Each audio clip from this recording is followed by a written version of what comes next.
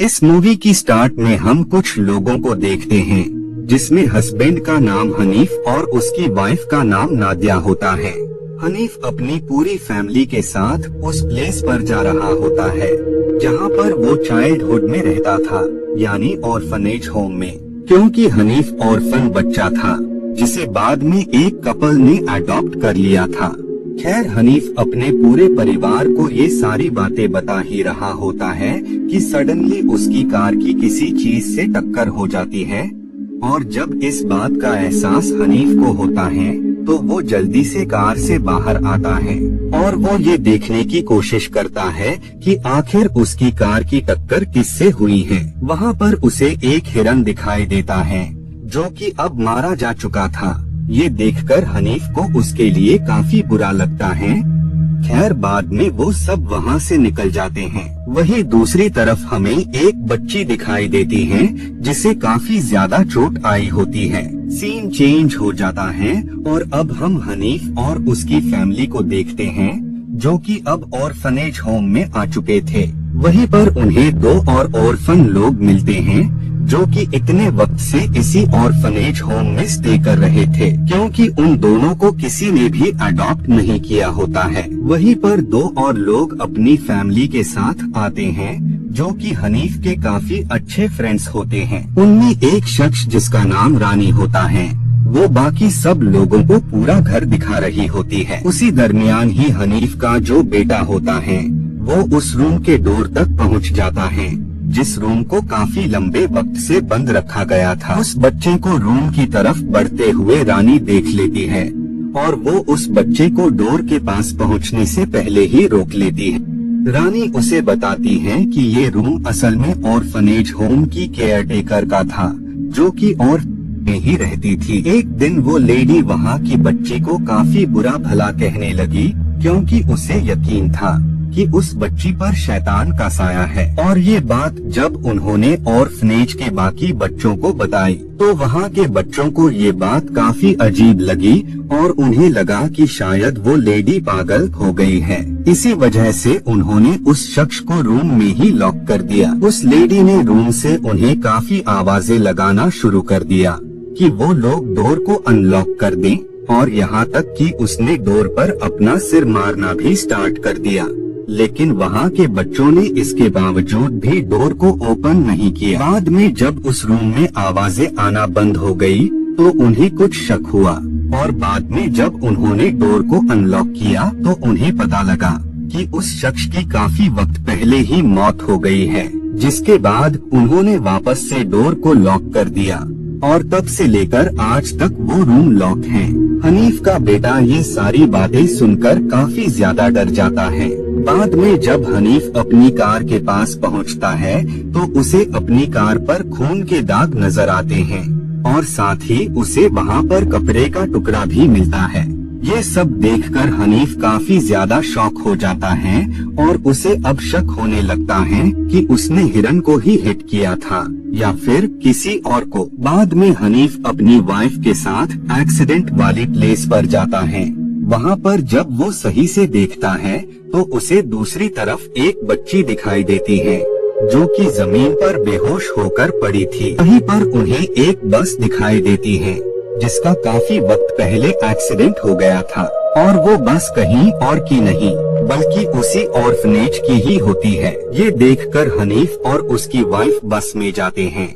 वहाँ का नजारा देखकर वो दोनों काफी ज्यादा डर जाते हैं क्योंकि जितने भी ऑर्फनेज होम के बच्चे थे उन सभी के हाथ, पैर, सिर और आंखें गायब थी। ये देखकर हनीफ जल्दी से पुलिस को कॉल लगाने लगता है, लेकिन वहाँ पर नेटवर्क का इशू होता है जिस वजह से वो डिसाइड करता है कि वो वापस ऑर्फनेज होम में जाएगा और वो पुलिस को कॉल करेगा। बाद में ये उस बच्ची को अपनी कार की डिग्गी में रखते हैं और वो वहाँ से निकल जाते हैं। बाद में जब ये वापस आते हैं तो इन्हें वहाँ पर इनका एक दोस्त मिलता है जो कि उन्हें बताता है कि इतनी देर रात को तुम्हें बाहर नहीं जाना चाहिए था। वो शख्स बातों ही बातों में कार की डिग्गी में उस बच्ची को देख लेता है जिस वजह से हनीफ उसे पूरी बात बता देता है और साथ ही वो उससे कहता है कि उसने ऑर्फनेज की बस को देखा है जिसका काफी वक्त पहले एक्सीडेंट हो गया था।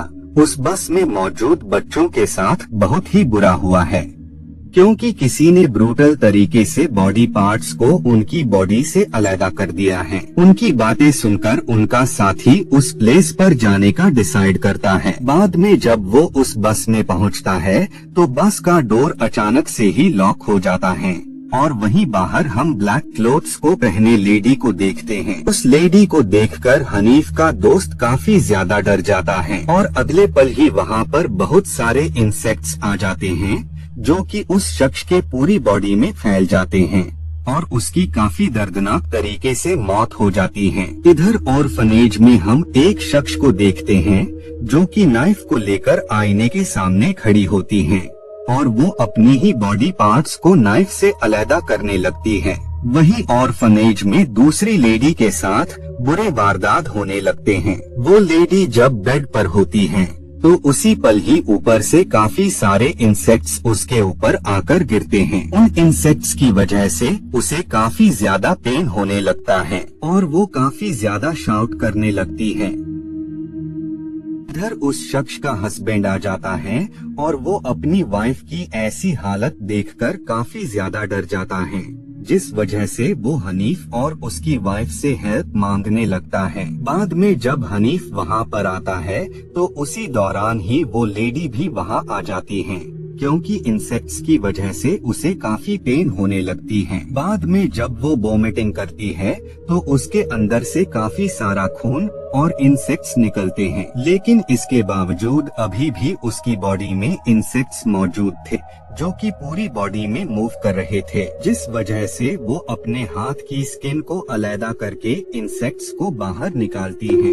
ये सब कुछ देखकर वहाँ पर मौजूद हर एक शख्स सहम जाता है और बाद में वो सब वहाँ से जाने लगते हैं, क्योंकि इतने सारे इंसिडेंट्स होने के बावजूद वो यहाँ पर एक पल भी रुकना नहीं चाहते थे। वो सब कार लेकर वहाँ से निकल जाते हैं। बाद में जब उन्हें कार ड्राइव करते हुए काफी वक्त गुजर जाता है तब उन्हें पता लगता है कि असल में वो एक ही प्लेस पर काफी टाइम से गोल गोल घूम रहे हैं। इस इंसिडेंट की वजह से हनीफ को बचपन का एक वाकया याद आ जाता है, जब ऑर्फनेज के मैनेजर ने उन बच्चों को उस लेडी के बारे में बताया था जो कि ब्लैक मैजिक किया करती थी। तो उस शख्स की बात सुनकर जब वो लोग उस शख्स को पकड़ने गए तो उस लेडी ने ब्लैक मैजिक का यूज करके ऐसा इल्यूजन बनाया कि वो लोग प्लेस पर ही बार बार घूमने लगे। खैर बाद में उन्होंने उस शख्स को पकड़कर रूम में लॉक कर दिया और उसकी डेथ के बाद उन्होंने उसे वहीं पर दफन कर दिया। अब जब उन्हें कोई भी वे नजर नहीं आता है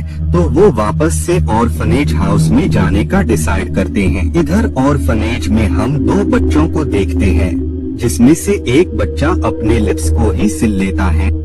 बाद में जब उसके पास हनीफ का बेटा आता है तो वो उस लड़के की ऐसी कंडीशन देखकर काफी डर जाता है। वो बच्चा अपने हाथ पर गन ले लेता है और वो गन से उस बच्चे को शूट करने लगता है। इधर हनीफ और बाकी लोग घर में वापस आ जाते हैं और वो हर तरफ अपने बच्चों की सर्च कर रहे होते हैं। हनीफ की वाइफ उसके रूम में जाती है तो उसे उसके बेड के नीचे एक बॉक्स मिलता है और जब वो उस बॉक्स को ओपन करती है तो उसे उसमें काफी सारे फोटोज मिलती है जो कि असल में उसी ऑर्फनेज में मौजूद बच्चों की होती है।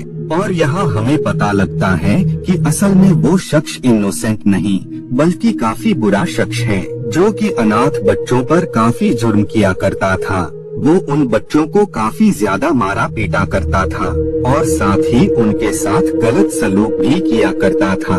जब उस शख्स के बारे में उस लेडी को पता लगा तो उस मैनेजर ने उस लेडी के अगेंस्ट पूरे अनाथाश्रम में गलत अफवाह फैला दी कि वो लेडी ब्लैक मैजिक करती है, जबकि वो लेडी तो उस बुरे शख्स से आश्रम के बच्चों को प्रोटेक्ट करना चाहती थी। इस बात से हनीफ को काफी बुरा लगता है कि उन्होंने इस गलत इंसान के चलते एक अच्छे शख्स को मार दिया, लेकिन उन्हें ये बात समझ नहीं आ रही होती है कि आखिर उस बस में मौजूद बच्चों को किसने इतनी बेरहमी से मारा है, और साथ ही ये कि उनके साथ ये खौफनाक इंसिडेंट्स क्यों होते जा रहे हैं। उसी पल वो बच्ची वहाँ पर आ जाती है और वो उन्हें बताती है कि बस में मौजूद बच्चों के साथ आखिर हुआ क्या था।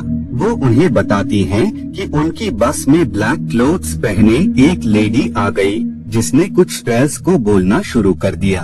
उन स्पेल्स की वजह से जितने भी बच्चे थे उन्होंने खुद को नुकसान पहुंचाकर खत्म कर लिया।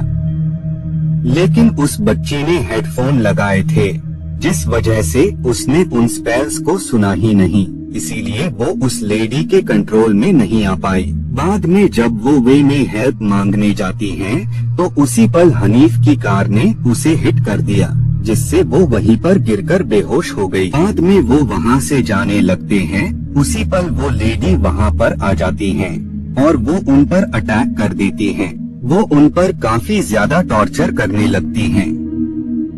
बाद में वो हनीफ की वाइफ से हनीफ को मारने का कहती हैं, लेकिन उसी पल वो नाइफ से उसी पर अटैक कर उसके हेड को बॉडी से अलग कर देती है। लेकिन अब भी वो लेडी नहीं मरती है, जिस वजह से वो उसकी बॉडी में आग लगा देती है और बाद में ये सब वहाँ से निकल जाते हैं। उस आग में वो प्रोफेसर भी मारा जाता है। नेक्स्ट डे हनीफ की वाइफ अपने बच्चों को स्कूल में ड्रॉप करने जाती है। तभी उसी पल वो लेडी उसे नजर आती है, लेकिन अगले पल ही वो गायब हो जाती है। और इसी के साथ ये मूवी यहीं पर एंड